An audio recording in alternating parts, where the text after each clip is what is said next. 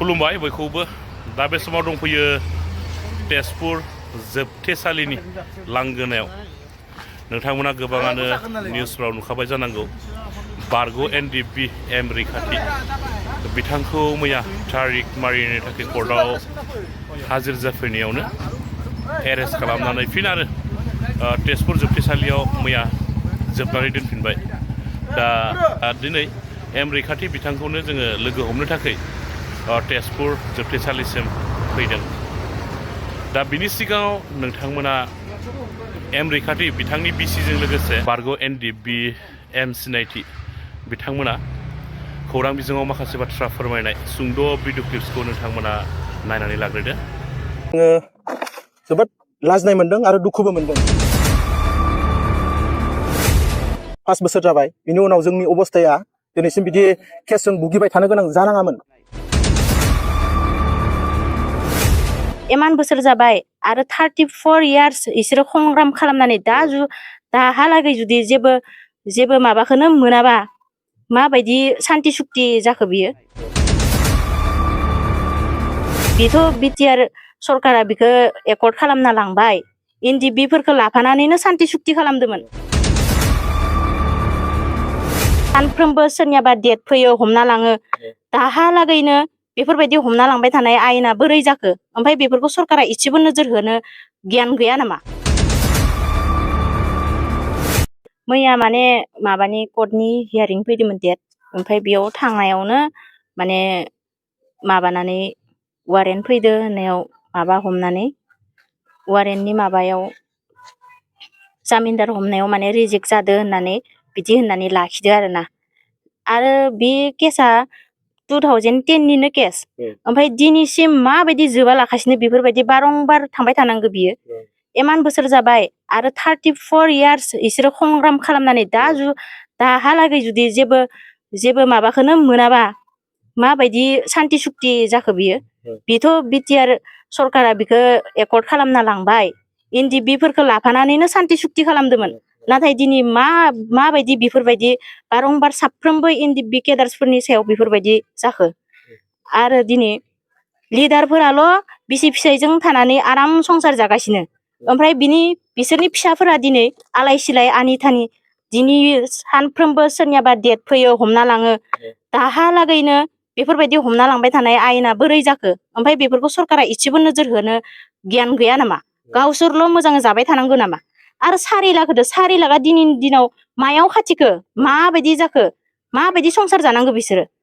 जेराव गावसोरनि व्यक्तिनि थाखायथ' खस्थ' खालामाखैमोन बिसोरो बर' हारिनि थाखायनो खस्थ' खालामदोंमोन खिन्थु दिनै गावसोर व्यक्तियाल'सो खस्थ' जागासिनो सोरबा रायजो राजायाबोथ' बिसोरखौ नायफैयाखै रायजोनि थाखायनो संग्राम खालामदोंमोन खिन्थु दिनै बिसोरो गाव हारसिङैसो खस्थ' जागासिनो आरो माखासे जेलाव दङ बिसोरबोथ' दा बुहुद बिसोरनि न'खरफोरा हालाय हाफाय जानानै दङना बेफोरखौ सरकारा एसेबो नोजोर होआ नामा? माबायदि जागोन बिदिब्ला? दा मा फोरमायनो सानदों बेनि बागै दा नोंनि फिसाया जोबथेसालियाव दङ जोबजाबाय मैयानि दिनाव दा आथिखालनि जिथु सोलिबाय थानाय बा मानबादा हाग्रामा महिलारि सारनिसिम मा खावलायनो सानदों? आं बेखौनो खावलायनो सानो जे आंनि फिसायाल' नङा मालाय सोरबा जोंफोरबायदि गोबां हिनजाव माहारियानो जेनेबा एनडिएफबिजों हाबा जानाय दङ बिसोरबोथ' आं बायदि भुगिनानै दङ बिसोरनि आंनि फिसायनि थाखायल' नङा गासैबो जाहाथे गासैबो एनडिएफबिफोरा न'खराव थानानै मोजाङै सान्तियै रायजो जानो मोननांगोन सरकारा बेखौनो नायनांगोन आरो गासैनिबो केसा उइद्र' जाजोबनांगोन संगठनानो दिनै बायनानै थांबायब्ला बेयो माबायदि मा केसनि थाखाय बिदि माबागोन आरो हमनायाबो सिगाङो ओरैनो जेनेबा जानला मानला हमखायोमोन जेराव दाय थाबाबो थायाबाबो जाबसिनानै हमखानाय केस इफोरो दिनै जोबनानै थांनांगोन इथ' इमान गिदिर क्रिमिनेल केस नङाना माफोरबायदि जेनेबा जेन सोरखौबा क्रिमिनेल खालामनानै हमना दोननायानोसै माबायदि मैयानि दिनाव लाखिनो मोनखो इमान सान्ति सुक्तिनो बेनो माबायदि सान्ति सुक्ति बेलाय आरो जेनेबा दा बेयो गनानै फैगोन गाबोन समफोरनो फैगोन जेनेबा आरो डेट मारिनो थांफिननांगोन बेफोर थांलाय फैलाय खरस 4 लाख थाखाया बेफोरनि थाखायसो होदोंमोन नामा होमबा बेयावथ' जेबो सान्ति सुक्ति जायाखै आंहा बेयाव जेबो गोजोननाय गैया ओंखायनो सरकारा बेफोरनि सायाव नोजोर होनांगौ आरो थाबैनो बेखौ एक्सन लानांगौ जे गासैबो एनडिएफबिनि केसफोरा उइद्र' जाजोबनांगौ जेरै संगठनानो बायनानै थांबायब्ला बेयाव बेफोरबायदि केसनि सोंथि जेबो जानो मोना आरोना आंनि साननायाव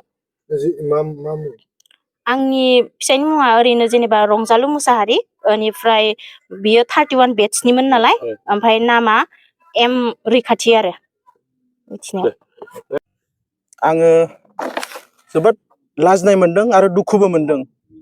जाहाथे जोंनि बेलायाव 5 बोसोर जाबाय बिनि उनाव जोंनि अबस्थाया दिनैसिम बिदि केसजों भुगिबाय थानो गोनां जानाङामोन बै समावनो जोबनांगौमोन जों न'खराव आरामै आलो गोजोन थानानै गथ' गथाय लाना आराम रायजो जानो हानाय जानांगौमोन दिनैनि समाव आं रैखाथिल' नङा आं बायदिनो रैखाथि बायदिनो जोंनि बेयाव अल आसाम जोंनि एनडिएफबिफ्रा केसजों भुगिनांगासिनो जोङो बाहेरायाव थांनानै थाखा थाइसे खामायनो हाया दिनै अब्ला बे थारिं मारिनाय फैसाया अबेनिफ्राय फैगोन जोङो हाजिरा हुजिरा मावनानै थारिं मारिगासिनो बिनि उनावबो थारिं मारिसेयावबो जुदि लाखिजाबावोबा जोबजाबावोबा बे जामिनदारनि फैसा बे फैसाया बबेनिफ्राय फैगोन जों बुहुत बोसोर मारिबोबाय दिनै 5-6 बोसोर मारिबाय 4 लाख फैसाया जोंनि मोननाय फैसाया बेयावनो थारिं मारि जोबलांजोब्बाय दा जों पलिटिकेलखौ नोजोर बोनानै आं थांनो सानाखै जोंनि लिडारफोरखौसो आं बुंनो सानदों जोंनि लिडारफोरा जुदि एकर्डखौ खालामदोंब्ला गावनि गथ'फोरखौ जोंनि केसफोरखौ मानो फोजोबना होनो हायाखै रिहेबिलिटेसन दं दिनै गोबां एनडिएफबिफ्रानो मोनाखै गोबां सिनियरफ्रानो मोनाखै जानायफोर दं बिथांमोननि जानाखि थैनाय बे थैनाया दिनै बेसेन गैयै बायदि जानानै दङ